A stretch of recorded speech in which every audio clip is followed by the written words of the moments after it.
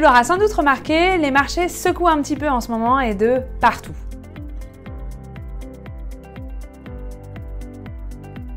Bon, dans cette vidéo, j'essaye de t'expliquer déjà pourquoi, et puis surtout, je te donne nos quelques conseils pour rectifier le tir de tes performances. Alors, pourquoi les marchés financiers sont-ils aussi fébriles?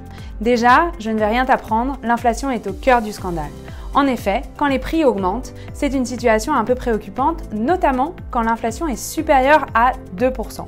Dans ces cas-là, les banques centrales augmentent leurs taux pour calmer les ardeurs de l'économie et donc ça fait un petit peu peur à tout le monde. Augmenter les taux, en fait, si c'est mal maîtrisé, ça peut donner lieu à une récession. Et une récession, ça veut dire que l'économie ne crée plus de croissance, c'est-à-dire qu'on détruit de la valeur. C'est assez effrayant. Et c'est exactement dans cette situation que sont les marchés. Malgré des indicateurs qui font croire que la récession arrive et donc que l'économie va arrêter de faire de la croissance, elle n'arrive pas. Et du coup, les marchés sont un peu chamboulés. Des jours où il y a des mauvaises nouvelles, on se dit que ça y est, c'est la récession, tout va s'écrouler, c'est la fin du cycle économique, les acteurs vendent, les marchés baissent. Et puis il y a des jours où finalement l'inflation n'est pas si élevée que ça, les banques centrales finalement vont pouvoir ralentir un petit peu le cycle de leur hausse de taux. Et dans ces cas-là, tout le monde se passionne pour la bourse, achète et les cours montent. Ajoutez à cela des mouvements de marché complètement irrationnels, comme par exemple le fait qu'on achète encore des entreprises de la tech américaine alors qu'elles ne font pas de bénéfices, ou que au contraire, des sociétés industrielles européennes sont complètement délaissées alors qu'elles sont à un prix abordable, et ça donne la situation actuelle.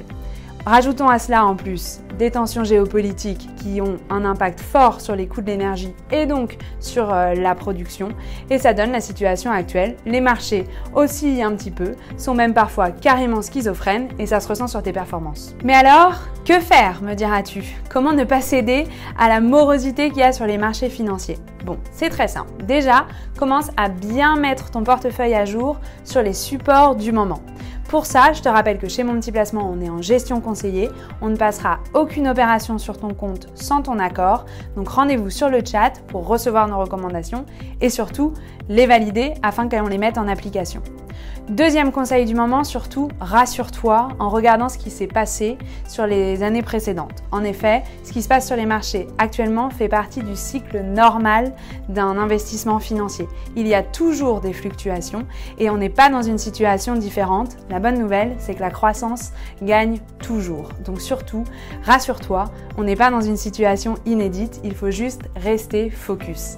Et d'ailleurs, rappelle-toi que tu as investi de l'argent dont tu n'as pas besoin pour vivre. Donc surtout, fais-toi le plaisir de ne pas faire d'aller-retour. Quand on fait des allers-retours en bourse, c'est là en général qu'on perd de l'argent. Une étude prouve même que quand on rate les 10 meilleurs jours de bourse, la performance s'en ressent de 4,5%.